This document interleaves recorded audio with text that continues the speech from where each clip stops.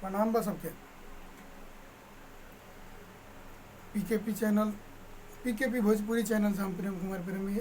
आज हम आपको बता दें कि चैनल को सब्सक्राइबर कीजिएगा और इस वीडियो को जरूर शेयर कीजिएगा ताकि सभी सिंगरों के पास पहुंच सके ये वीडियो। आपको बता दें कि आज हम एक यूट्यूब पे गाना सुने हैं, सभी सिंगरों को चेतावनी। यूट्यूब का जो थंबनेल था, सभी सिंगरों का चेतावनी। विनय बिजोड़ जो गाए हैं मोतिहारी के हैं, उन्हीं का चैनल है जानकी फिल्म्स भोजपुरी, उसी चैनल से हम गाना सुने हैं, सभी सिंगरों का चेतावनी। इसमें वो गाना गाए हैं कि जौन जौन मन करसन आ उहे गाना अपना बहन के सुनाओ सन।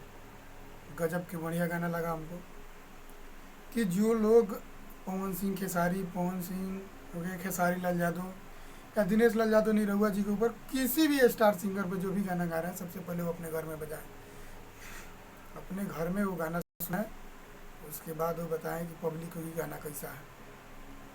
अरे भाई, सब गाना गाने की ज़रूरत क्या है? क्या ज़रूरत है? उससे पे गाना गा के क्या आप स्टार बन जाओगे? नहीं ना, नहीं बनोगे।